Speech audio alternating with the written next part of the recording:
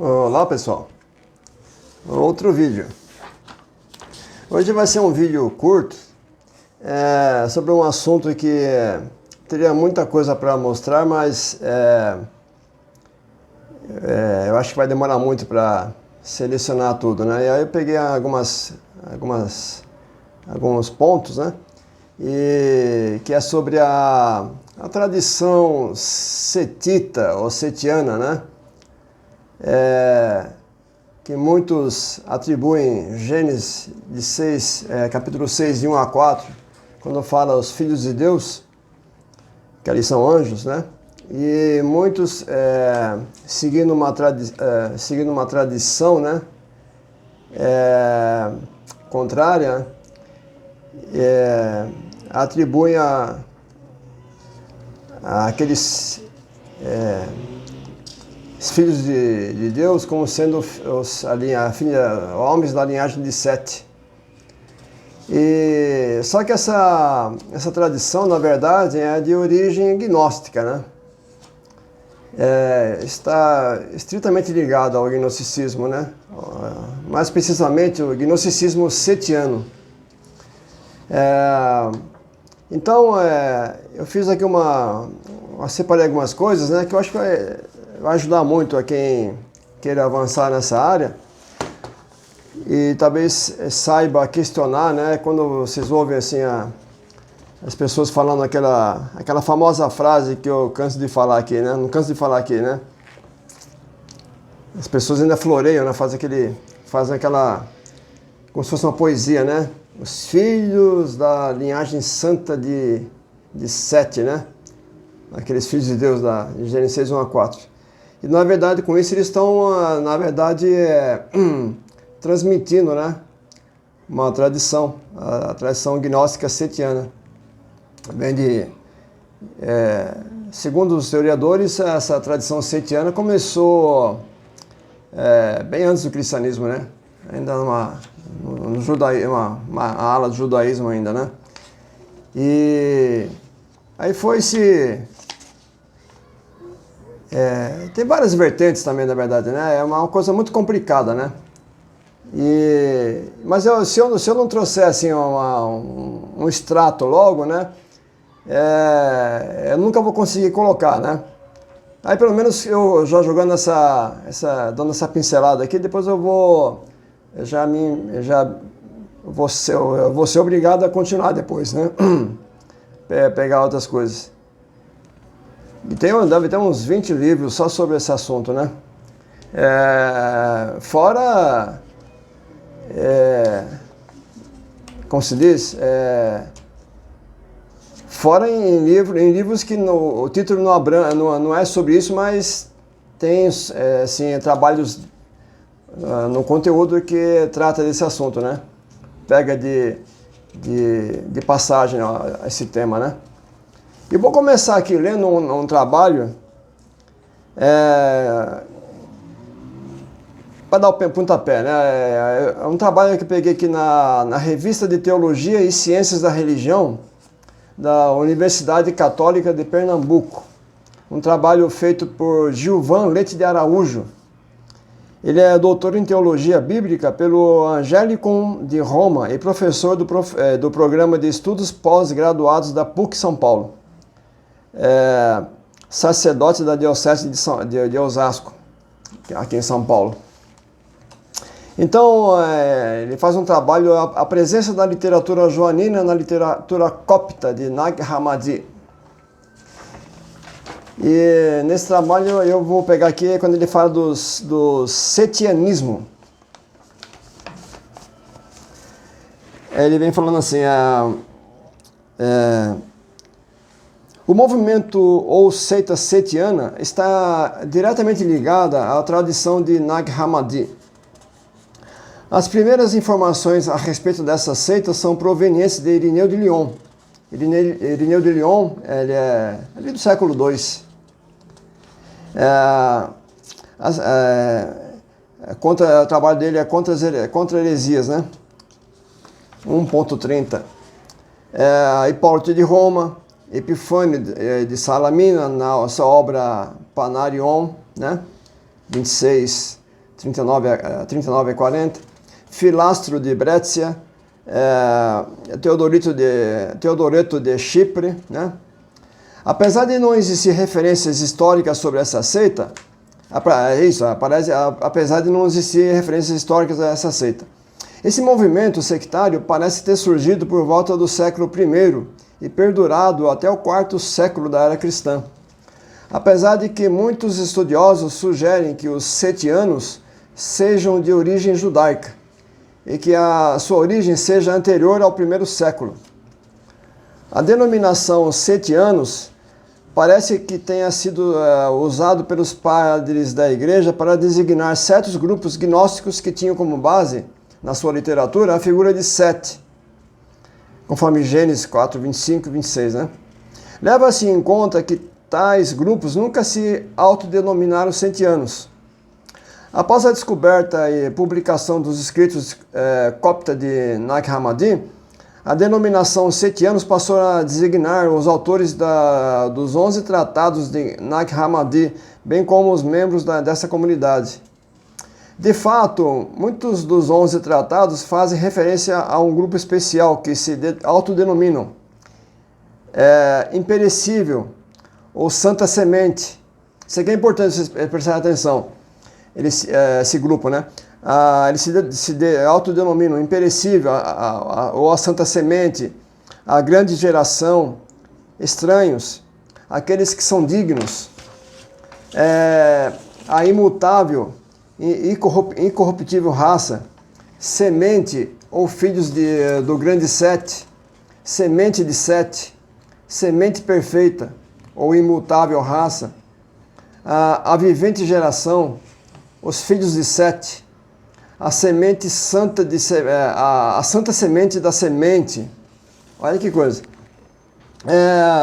Aí ele fala de um autor chamado Turner, sugere que o movimento setiano tem a origem da fusão de dois grupos sectários, anterior ao primeiro século da era cristã. Aqui eu não vou me prolongar nessa parte. Então são dois grupos, ele acha que são dois grupos, né, que se fundiram, né? Um anterior ao primeiro século da era cristã e o outro formado por exegetas judeus anteriores ao cristianismo. Aqui vocês tiveram uma base, né, muito interessante esse trabalho, foi bem assim explicativo. Aí o que eu peguei aqui para vocês, né? Esse livro, muito interessante, Sete na literatura judaica, cristã e gnóstica, né? Eu vou começar por ele, que já pega no âmago, né? Da página 79 em diante, eu fiz um extrato muito compacto, né? Ele fala assim, por influência de judeus africanos no mundo grego, os cristãos pensavam que Gênesis 6 se referia à relação sexual entre os setitas e os cainitas. Africanos morreu no século IV. Né? A origem dessa ideia deve ser buscada em um ambiente de fala semítica. Não está muito claro se Júlio Africanos aprendeu sobre essa explicação a partir dos judeus ou de fontes cristãs. Não é possível que tenha se originado entre os judeus, uma vez que é mencionado em fontes judaicas apenas em uma data muito tardia.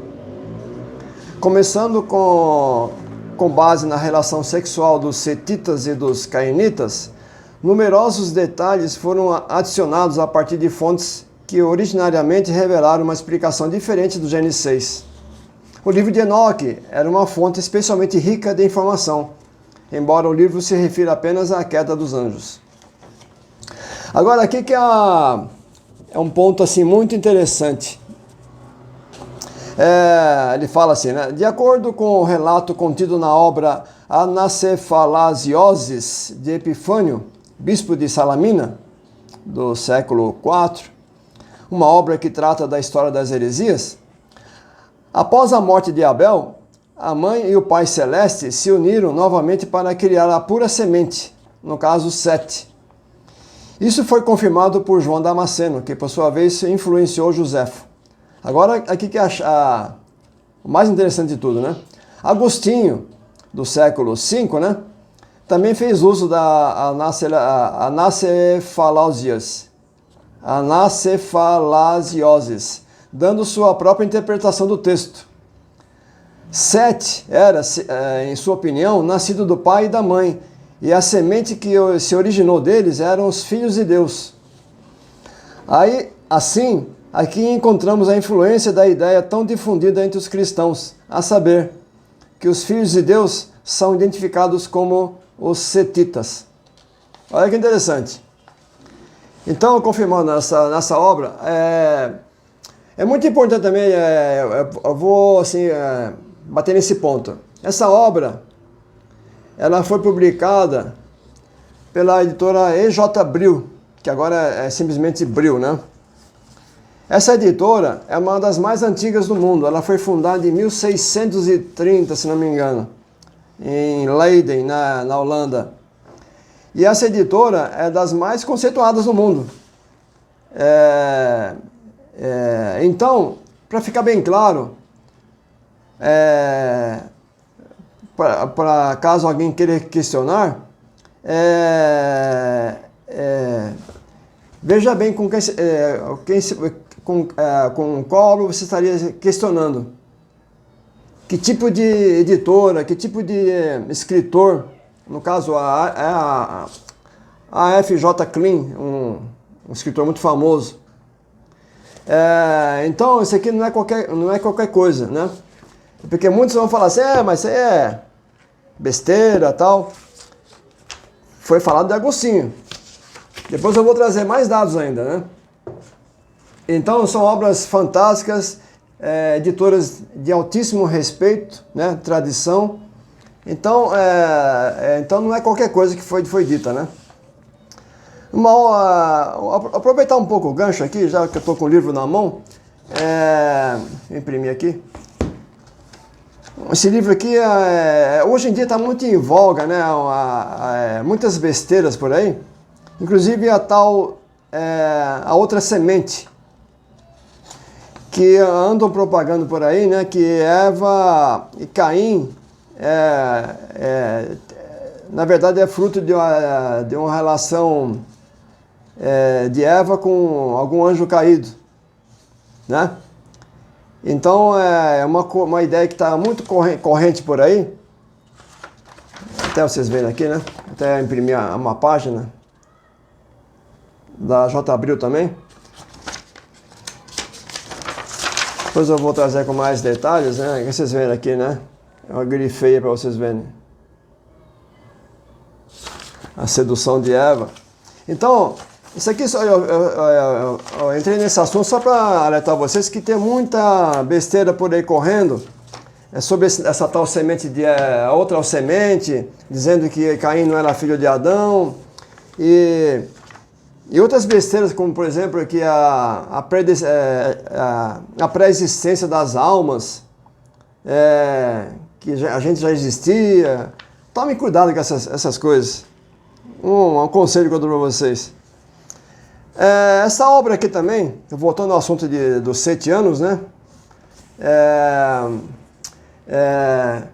Panarion, de Epifânio de Salamina, né? Ele fala assim, né? Esses 7 anos, isso aqui é só um extrato pequenininho. Esses 7 anos, orgulhosamente traçam sua ascendência a Sete, o filho de Adão. Glorificam-no e atribuem a ele o que foi considerado virtuoso, as marcas da virtude e da justiça, e qualquer coisa do tipo. Além disso, eles até chamam de Cristo e mantêm que ele é Jesus. E eles dão seu ensino da seguinte forma: todas essas coisas, dizem, são o trabalho dos anjos e não do poder do alto. Então vocês veem o perigo que foi, na verdade, né? Só que parece que ficou uma sementinha dessa tradição dos 7 anos, né?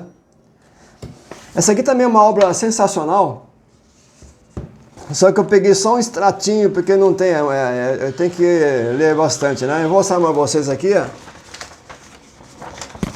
eu risquei para vocês verem assim. Depois vocês param o vídeo, podem ver do que se trata, né?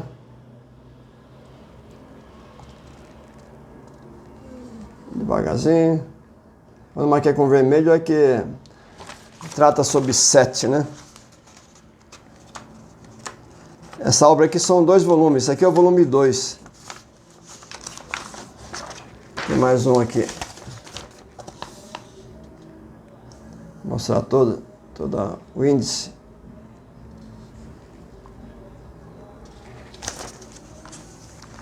Então aqui tem um trechinho também, que é importante deixar claro, né?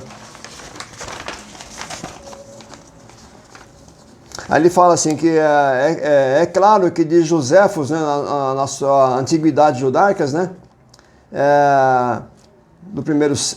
que no primeiro século, na tradição judaica, já existia assim esse crédito a Sete, né, de virtuosidade, né, e da sua progênie, né. Então vocês podem olhar aqui, né?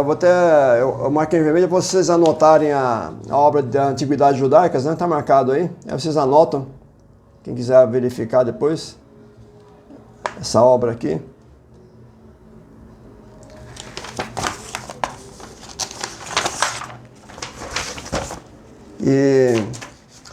Então eu acho que ficou claro para vocês, né? De onde vem essa tradição, e ficou assim, muito mais forte a partir de Agostinho, né? Uma interpretação errada que ele fez daquela obra, né? E eu vou mostrar para você mais 3 obras interessantes. Eu não sei se eu já mostrei. Isso aqui depois também fala também sobre Sete, né? Depois eu vou anotar mais coisas para vocês. Da Abril também. Também obras de juros africanos, né? Tem umas coisas interessantes que eu tenho que mostrar para vocês depois aqui nessa obra. Bom, pessoal, então, vai ser um vídeo curtinho. Eu fiz mais para poder, assim, já dar um pontapé inicial, para depois eu trazer mais informações. Porque se eu não faço isso, não sai, né? Vocês veem que em vídeos que eu estou marcando parte 1, para poder continuar realmente. Sobre o gnosticismo setiano, tem muita coisa mesmo, né? Mas só que são de leituras difíceis, né? E a gente extrair... E para não ficar sem sentido para vocês é complicado. Tá bom, pessoal? Então vamos ficar por aqui. Hoje vai ser bem curtinho. Espero que tenha sido assim compreensível essa parte. Tá bom? Até a próxima, então.